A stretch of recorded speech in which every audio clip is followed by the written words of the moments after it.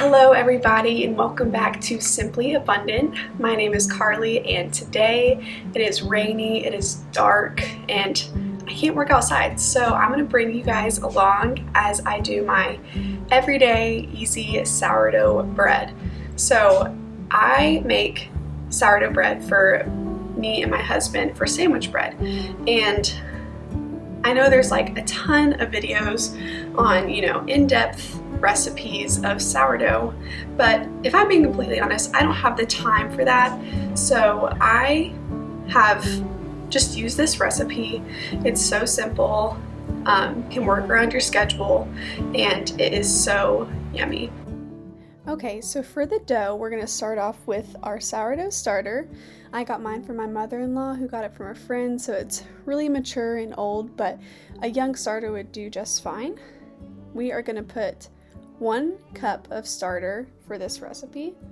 One little tip is to dip your measuring cup in your water so that when you are scooping out your sourdough, it doesn't stick to the measuring cup, but just comes out very easily. For today's recipe, it's going to make 2 small to medium loaves. You can make these into more artisan loaves for soup or sandwich bread. I'm going to be doing 1 of each today.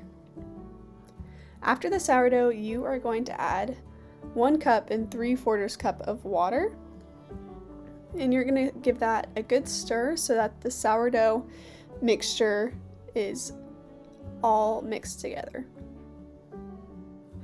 What I love about this recipe is you can mix the dough in the morning or the night before, and if you have an hour just to come back to it, you are all set up for the big proof, which I can explain more later, but you can leave it overnight throughout a work day, or if you're short on time, even as short as 4 hours.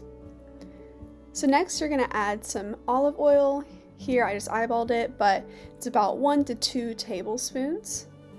And then you're going to add 2 large pinches of salt, or about 2 tablespoons. After you mix all of that together, we are going to add 4 cups of all-purpose flour.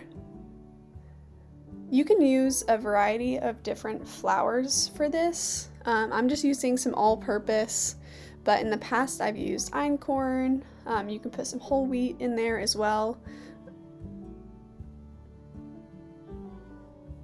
So like I was saying earlier, this first process of putting the dough together and doing the stretch and folds, it takes about an hour, but the nice thing is it only takes about 10 minutes of hands-on work time. So as you're getting ready in the morning or doing your nighttime routine, you can come back every 15 minutes, and at the end of the hour you can leave it to rest. So you can see mine was a little dry today, and that can differ between the days and the humidity levels, so I'm going to add a little bit more water. If your dough is super wet, you're going to want to add a little bit more flour, but before you do that, I would recommend letting it sit for a little bit to see if the flour absorbs the water. This is what your dough should look like. It looks very shaggy and it looks pretty wet. So I'm just going to give it one last final stir and scrape it from the sides to let it rest.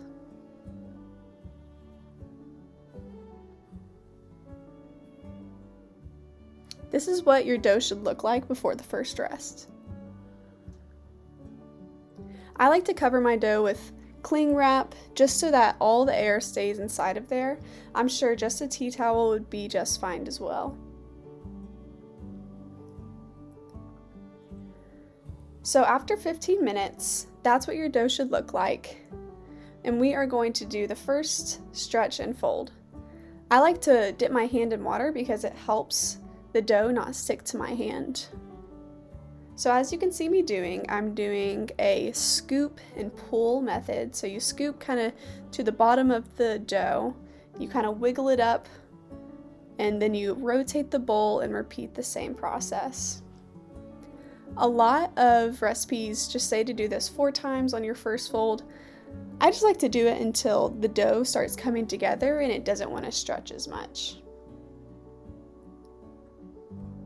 Again, if your hand keeps sticking to the dough, just keep watering it. And you can see it comes together just a little bit after that first stretch and fold. You're going to leave this to rest for another 15 to 30 minutes and repeat the same process. What's nice about this is you don't have to do it every 15 to 30 minutes. That is the recommended time, but I have forgotten about it and left it for an hour and come back and continue doing the folds, and it has been just fine. So you are going to do this 4 times, and by the end of it, the dough should feel a lot smoother, should look a lot smoother, and should be stretchy.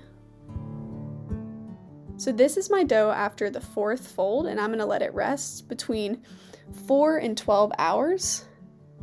Again, I've done it both times and both work. It just depends on the temperature of your kitchen and what you need it for. So like I said earlier, I am doing both a loaf for soups or just dipping in olive oil, and I'm doing a sandwich loaf. So if you're doing a loaf, you're going to want to get a sourdough basket like I have, or you can just use a bowl with a tea towel, which has been heavily floured. You're also going to want to flour your surface because the dough is going to be very sticky coming out of its proof. So you can see I did not flour my tin that the sandwich loaf is going to be in because that is what we're going to be baking it in, and it actually comes off of the sides without any flour. So for turning the dough out onto the surface, I like to get it started with my bench scraper, and then it should easily come out after that.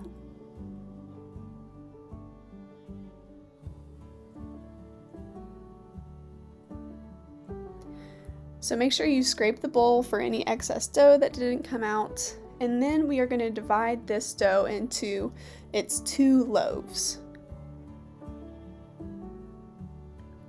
The dough is going to be pretty sticky when you do this, so just use a large knife or a bench scraper and kind of wiggle it through and kind of separate them with the tool.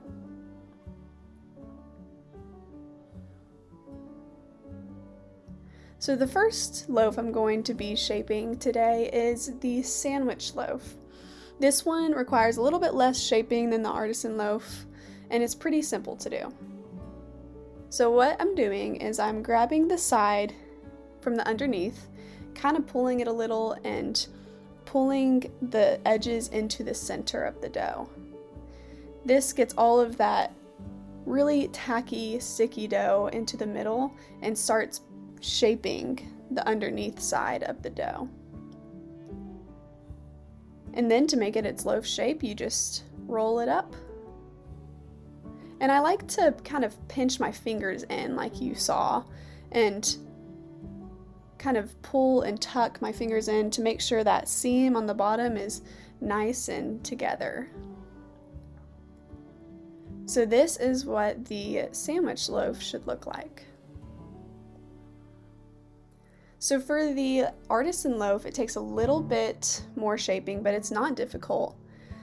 Sometimes I just do the same technique as I did on the sandwich loaf, where I pulled in the sides to the center, but what I'm showing you here is kind of like a folding technique. So I stretched it out into a rectangle shape, pulled the top third down to the center, and pulled the top third up. And then you kind of press it in and do the same technique of pulling the outsides in. What this is doing, it's building the surface tension on the dough on the underneath side. This is going to give you really good structure. So that is the pre-shape, and then you're going to want to leave it for about 10 to 15 minutes. When you come back, you're going to want to scrape away the excess flour, and then you're going to grab the dough and flip it back on its top. And then you're just going to repeat the same motion of pulling the sides into the center, being careful not to overstretch the dough.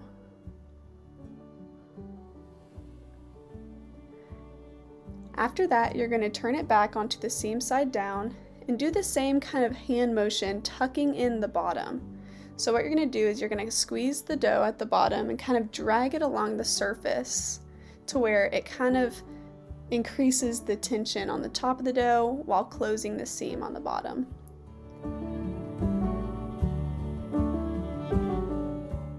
And then it gets to go in the basket for proving. So we have the sandwich loaf. And to prove both of these, I'm just going to place them in a grocery bag. You can cover them with a tea towel, but I found that grocery bag just really helps all the air stay out and allow them to rise really well. For the second set of rising, I like to let mine rise from anywhere from 2 to 6 hours out. And then if you want to rise it for longer, you can place it in the fridge for up to 12 hours. Just leave it, take it out of the fridge for about 30 minutes before you want to bake it. So for preheating, you're going to preheat your oven to 450 degrees with your Dutch oven inside. Once it's preheated, you're going to turn out the loaf onto a piece of parchment paper or silicone like you see me doing here. You can do some pretty scoring, but make sure you have a deep score as well. You are going to bake this for 20 minutes with the lid on, and then 15 minutes with the lid off. And I'll show you how I do that.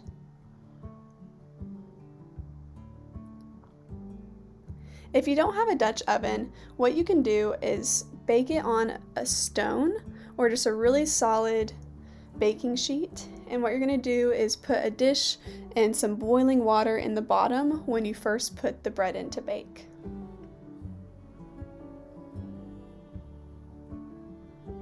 So the first round of baking is 20 minutes, and then you're going to take off the lid and allow it to go in for another 10 to 15 minutes. For the sandwich loaf, you're going to want to score it as well, and you're going to bake it for 20 minutes, but you're going to bake it shorter the second time for around 7 minutes.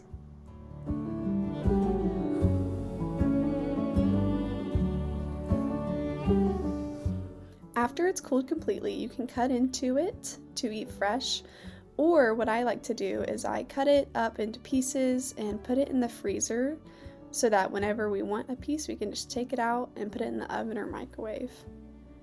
We always just freeze our sandwich loaf and toast it when we're ready. Alright everybody, that is the end of this recipe. I hope you guys all got to learn a little bit of something, and hopefully you were encouraged that sourdough doesn't have to be a difficult thing. It can work around your schedule, and you can make it even when you don't think you have enough time for it. Alright guys, I hope this video is helpful for you all, and so I will see you guys next time.